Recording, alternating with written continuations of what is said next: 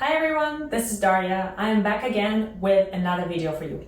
Today we'll talk about octaves, and this will be a series of videos that are related to the topic of octave technique. I will cover a few levels of performers from beginners and then intermediate and advanced. I will give you different types of exercises. We'll talk about different types of touche, the character of octaves, different articulations, different styles. And today we will start with a very basic foundation. What does our arm need to do? What our fingers need to do? Our wrist, our forearm. And as you know, I like to be very detailed with what I tell you, and I like to cover a lot of fundamental grounds. So even if you're not a beginner, but you still feel like you could benefit from something like this, if you have not yet found a very comfortable way to play octaves, maybe in the long octave passages or in a specific piece that you're playing, this video will be good for you to watch and observe and kind of relate to your own style of playing the octaves and maybe find something useful for yourself. I will treat you as if you are my student coming in to me for the first time and you've never played octaves before, right? So I will explain to you how the octaves motion works. One thing to kind of notice right away, no matter how large or small your hand is, one of the fingers you're going to be using for an octave is thumb. The other finger, dependent on the position in which you're in, depending on how large your hand is, might be either of those four fingers. I know it might be surprising, even two. Sometimes, yes, 1, 2 is possible. Sometimes it's very rare. But let's just take 1 and 5 as the very standard and work with that for now, just to simulate the basic movement, right? So you use thumb and you use 5, you stretch it to an octave. Octave is simply 8 keys away from each other, C to C or D to D and so on, right? So let's say we have C to C. This is an octave, yeah? So it requires 1 octave, requires a vertical movement, right? If you have 2 octaves or 3, it requires a vertical down movement and a horizontal movement, right? Which is achieved with the wrist. While the vertical movement can be achieved only with fingers, like this. Wrist is not moving at all, fingers are going up and down, or can be achieved with both, using wrist and finger. See, wrist goes down, up, right? You can also do this vertical on 3 notes. But as you can see, that's not as efficient as doing the horizontal movement with the wrist on 3 notes. Yeah, so I did less and achieved the same result rather than doing this. However, dependent on what your articulation is, if you have a staccato, non-legato, or legato, you might choose to use more wrist or less. So just so you know, we have horizontal and vertical movement. Now, how to place your finger and how much is the finger responsible for octaves? Well, actually quite a bit. If you see this, you can see that I can play octave simply by just using my finger without doing anything here. It's very calm. I'm just pressing with the finger, right? And I can also use the whole arm, starting from the shoulder, forearm, everything included. I can play this kind of octave, right? And it really all depends on what kind of technique, what kind of character, and what kind of touch do you want to achieve with the octave you play. So this is to give you an idea that an octave isn't a universal way to play. There are many details that come with it. So I'm going to show you all of these things in detail. So the finger has to be very active when we play the octave, regardless of whether or not we're using forearm, shoulder, or just the finger. The more control we have over the finger attack, the more control we have of the type of sound that is going to come out. Especially if you need a very soft sound, you need to make sure that your finger is ready to land and delay the arrival to the bottom of the key. This is how we achieve a softer sound, right? I hope it makes sense. If we have a louder sound, we can simply drop and use we rely less on the finger, but at the end of the day, finger still needs to be active to handle the weight of the arm and forearm when we land, eventually, right? Even if we have this kind of stroke, which is quite blunt, That's not a very common way to do it. If it's an accent of if the character piece requires it, sure, why not? But still, we need to be able to hold, see? And what is important is when I hold this, these fingers are very relaxed, not doing anything. And this, so my whole structure, wrist is flexible, is supported by these two fingers. And if you are new to octaves, what I would recommend doing is right away getting used to, after you strike an octave, which requires some amount of stretch. The amount of stretch will depend on how large your hand is. After you do this, when you get up from the octave, you need to make sure you're relaxing your arm, your hand, your arm, everything, just right here, right? And if you notice, when I relax, I'm exaggerating all my movements right now to just accentuate the fact that I'm relaxing, even though sometimes it's hard to see. When I played this for one of my students recently, she was asking, are you relaxing in between? How are you relaxing so fast? I can't see, right? So I don't have time to do this every time if it's fast. But I am micro-relaxing in between for sure, absolutely. If I do a slow motion of that, it's just slightly compress your hand, right, in a sense. So stretch, relax, stretch, relax. So at first I would like you to do an exercise without pressing the keys, so without doing anything with your fingers yet. Just try to stretch to an octave position and then kind of relax, bring your fingers closer to each other. Stretch, relax, stretch, relax, right? Same thing with the left hand, stretch, relax, stretch, relax. Stretch exactly to an octave. Don't stretch like however much you can. Just an octave. So you can go to stretch and back. You can do both hands together. So just see how it feels. You need to assimilate physically the difference between being stretched, which requires some tension, and between being completely relaxed. And this is what you would need to do between each octave eventually. Well, again, exaggerating. Sometimes we can do 2 octaves and then, or do it a group of 3 and then relax, but need to learn to do it between every single stroke, right? And then after this, you can also try to stretching more than an octave a little bit if you can, and then go back to an octave. More than an octave, go back to an octave, and less than an octave, come back to an octave, less than an octave, come back. This is an exercise for your hand to remember how far we stretch to get an octave, exactly the distance. You can also do this, and then kind of go to the next octave without playing, just like that. Stretch to an octave and then relax. Stretch, relax, stretch, relax. Every time, notice my wrist is going up a little bit, right? Don't even press yet, don't worry about it. The reason I'm asking you not to press yet, because when you press, a lot of times this becomes tense. Just because you're pressing, you feel like it requires a lot of power. So we're doing this, and then look what happens with these fingers, right? So this should not happen. This should be very relaxed, these fingers, if they're not playing. They just, you can check by doing this, right?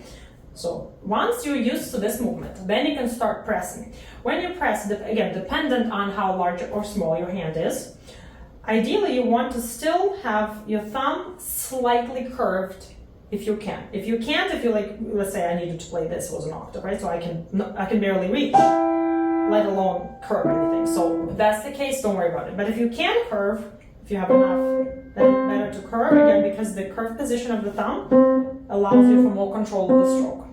So let's start by doing this. I'm going to do both hands at the same time, but you can do one hand at a time, whatever you feel like doing. I'm just saving time so you can see both angles of both hands, right? So let's see. Okay. Just making sure when you do the octave, up and down with the wrist, making sure the wrist is flexible. So you're not in this position, see? You can't do anything with the wrist, that's bad. When you play the octave, make sure the wrist is relaxed. The fingers are holding, remember, the fingers like a spring motion, right? Up, close, down, close, down, next one. And notice also my pinky is not doing this, right? And notice that my wrist is not here, this is not here. You will see that when I played the Octave Etude by Chopin, number 22, I don't remember how it goes.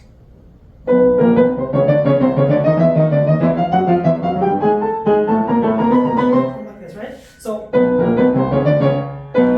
lot of people were saying, okay, your wrist is too high, how do you play with it? So sometimes if you're stretching for a long period of time, and octave for me is not something that I can easily, I mean, it's not a problem. I can reach more than an octave, as you can see, but still it's not like a fifth. So I have no choice. When you stretch, you see that this still goes up, but not like this. So it will go up, the wrist, especially when you play them in a row, and especially with the black keys. In a row, this is just allows me for more comfort when I play. This is why the wrist ends up like this. So it's not a bad technique. It's just a necessity for someone with not such a large hand. If I could, without going here on the black keys to do it, I would, but I don't want to do up and down. This is why I'm staying up with the wrist here, right? But again, the difference between this and this is huge, right? So that's all, right? So going back to our exercise. Here. Just want to make sure this fits into what you were looking at. So relaxing the wrist, down, wrist up, relaxing, right? Good, fingers. Okay, for now, white keys, yeah? Let's now talk a little bit briefly about a use of a different finger for the second note. We have, let's say, a black key octave. For the black key octave, the rule of thumb, in this case the rule of forefinger, is common practice to play white key octaves with 1 and 5 and to play black key octaves with 1 and 4. That allows you to have smooth legato, like this. You can see graph into, so you can connect. Thumb can kind of slide more or less, but we have to reuse the thumb there because there's very few people can stretch. That's hard. So don't try this. Don't attempt this, please. Because this can be very dangerous for your stretchy parts here, so don't do it. Yeah, so we want to try to learn to use a forefinger and a black key, and 5-finger and a white key. And the most important thing about the choice of finger, whether it is 4 or 5 for your octave, comes not only from simply the desire to make the legato work, where the 4 to 5 you can have easy legato like this, but also notice the position of the hand changes. When you have 1 to 5, you can see that this is more or less parallel, right? The angle is like this. When I have a 4, well, it's a little stretched, but more or less it's straight. When I have a forefinger, do you see that the angle changes? So I have to pivot my hand this way, so this angle is much sharper. You see that? I can make it a little bit less sharp. But if I want to make it, this is what I'm going to do. And then I'm going to straighten a little bit and get a 5. Right? So that will impact the ease or difficulty with which you will play certain passage. So you have to, sometimes we can choose even forefinger on a white key if it is advantageous for us to be in this, at this angle, right? If we need to go this way, somehow, then this is advantageous. If we need to go this way, maybe this is more advantageous. You can also use both 4 and 5-finger on the octave, especially if you need something to be very sharp and strong attack. Things like that, right? Even you can put 3 fingers if you can reach with 3, if you really need that strength, that might, and the accent. It's possible. Yes, it's a little fancy, but it's not inexplicable. It actually makes perfect sense if you know why you're doing it. Now, you could be using 3 sometimes. For example, like in this position, 3, 4, 5 might be quite comfortable. And as I switch from 3 to 4 to 5, you can see that I'm changing eventually the angle of my hand also. So I'm not stuck in this position.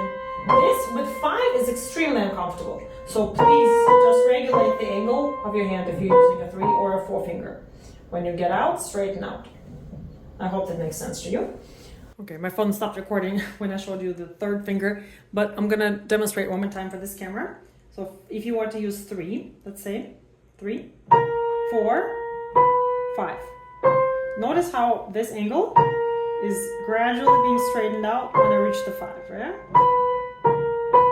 Don't play in this position, that's very painful. You will actually kind of feel that like tingle here if you're in this angle. It's very uncomfortable, so try to, and as much as possible, if you have a louder octave, try to kind of transfer your weight from left to right here, like this, kind of shift, yeah?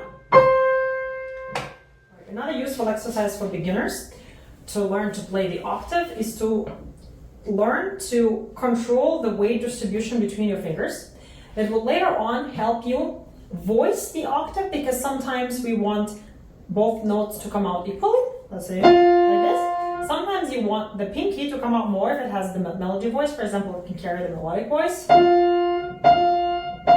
here my pinky is louder, my thumb is less. Sometimes you want the thumb to come out more.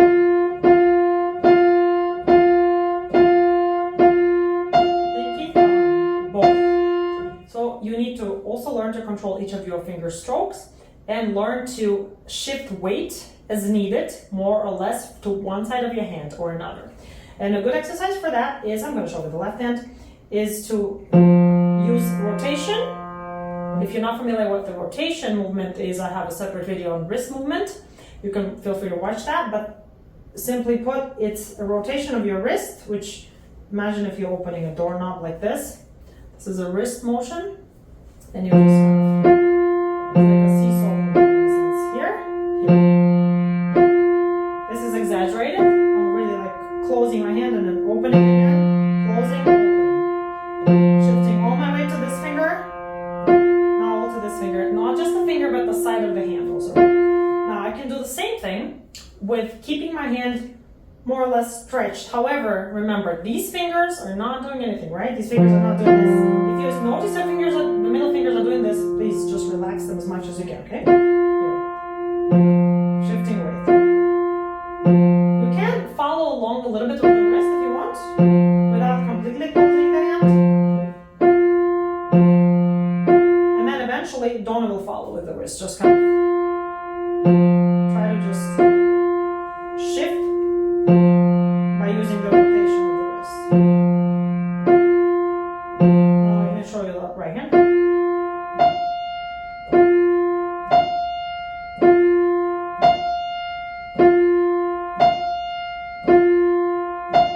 Eventually, you will make the rotation less and less noticeable.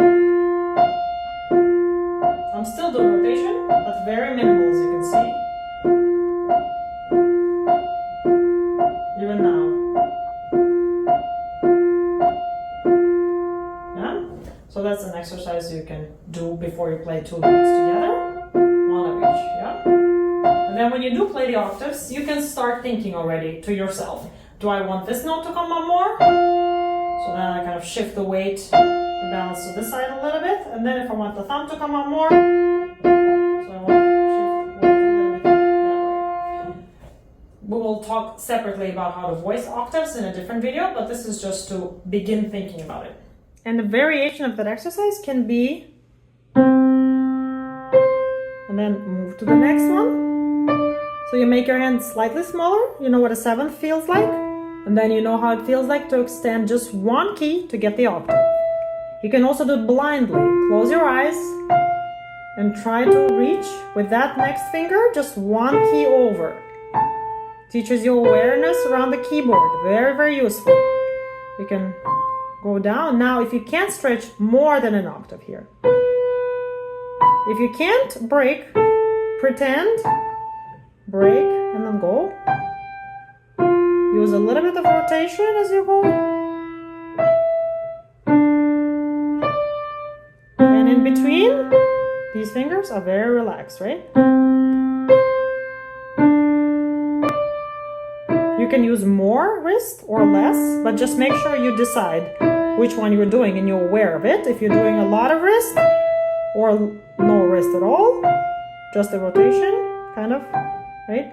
Just so you know, you can control your movement and you're not just randomly doing different gestures with your wrist and fingers without any control. And the next movement I want to cover in this video is how to play octaves that are on the same note. How to play a string of repeated note octaves. And as we talked about before, it requires a vertical movement of your fingers going down, and it can include the wrist going down as well. You can play it like this. However, if you consider that, first of all, it gives you an accent every single time, it's kind of hard to hide the fact that you're repeating the same note, right? And also, it is quite inefficient movement-wise. It requires a lot of energy to go up and down and up and down. And also you're risking a little bit missing this note if you go too high and so on. So dependent, if you have a staccato, of course you can do that. You can use the wrist, staccato, or you can also not use the wrist. Even for staccato, you can also do just the finger.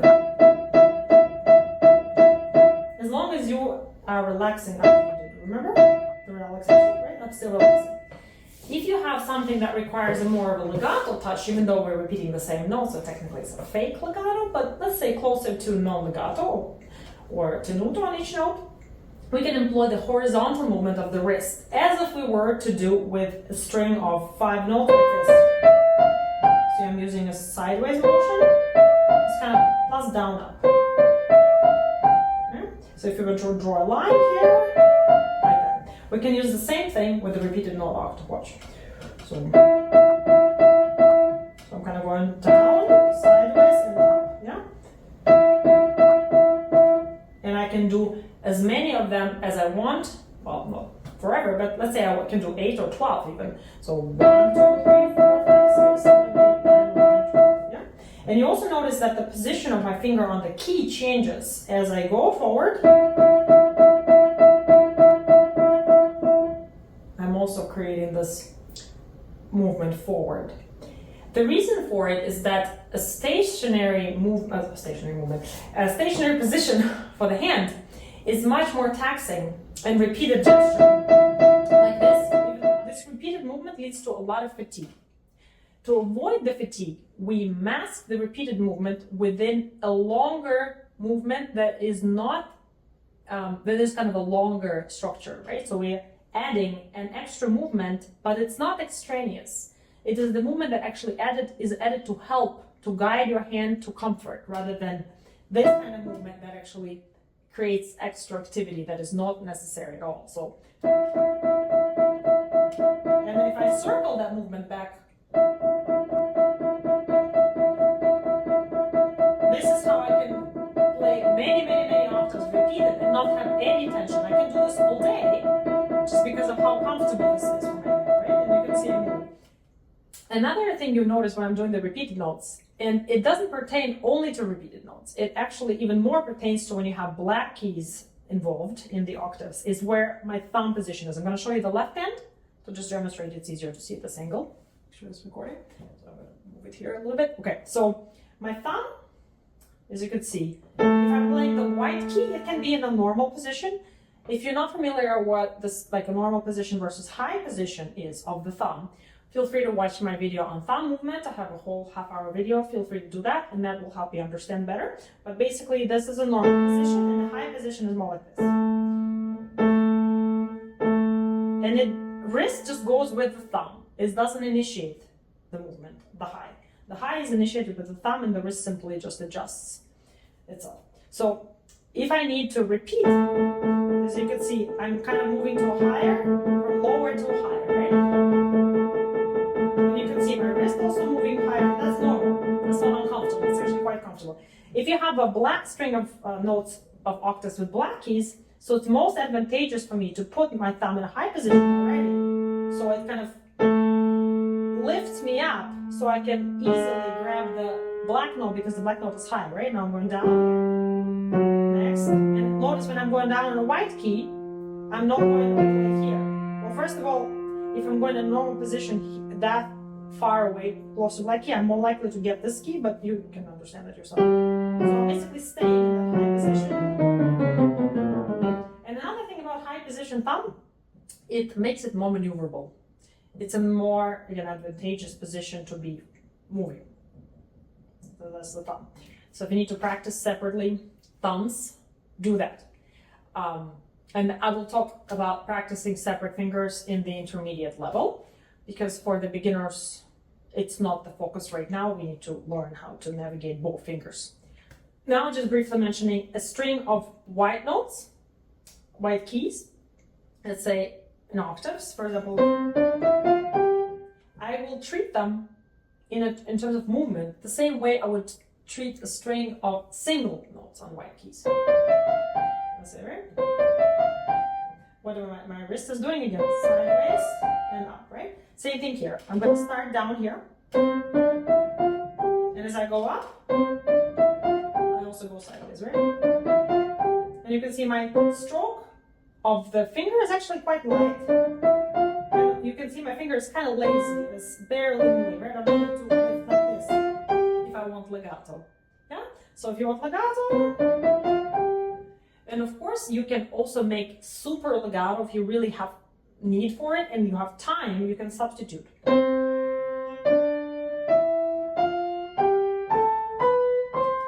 can keep going, right? And you notice also same thing with the forearm. If I'm going in this area, you can see it, I'm already also going to be extending my forearm, right? And this way, the second normal scale is. My forearm will move. Same thing with the octave scale. I'm extending and down. I'm bringing it here, right? If I have a black note in between, like I said before, use the forefinger on the black key and the white with 5. So, and you notice this angle of 4 is also useful in creating that propelling momentum this way, because it's already kind of, you see your hand is moving this way, right? So, but at the same time, I'm kind of forcing my hand to straighten out a little bit. So it's still this way. It's this way, but I'm still opening here, right? So even if I have a long string,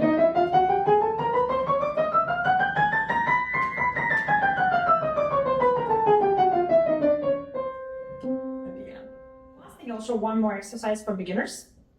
And intermediate players can also use that exercise, is where you hold one key down with, let's say, 5 or 4, and then you're gonna repeatedly play the other note with the thumb. And this is specifically for your finger stroke, so make sure your finger is actively raising and going back. It's a stationary exercise, so it's taxing for your hand. Don't do it too much. Let's say do it 10 or not 10, maybe like 5 times, one finger. 1, 2, 3, 4, 5, and then switch to the other finger. 1, 2, 3, 4, 5. And you can also learn to control what kind of stroke you want. Do you want pianissimo? You want staccato? You want legato or more? You want forte? If you want forte, you can say I'm using a little bit more force of the forearm. So you could then, when you do this exercise, when you isolate the finger stroke while the other finger is holding, you can also connect more with your physical feeling of what is it that your hand is experiencing at the time where you want the stroke to become stronger. Where is the movement coming from? Do you experience any tension and things like that? So when you watch out for these things, you can always notice, so when the trouble begins, and what is it that you just did that led to tension or discomfort or, in worst case scenario, pain. Hopefully that does not happen. This is all I wanted to share in this video for beginners. In the next video, I will talk about intermediate level exercises and what you can do to improve the quality of your octave playing. Thank you for watching as always, and stay tuned for more videos. Bye!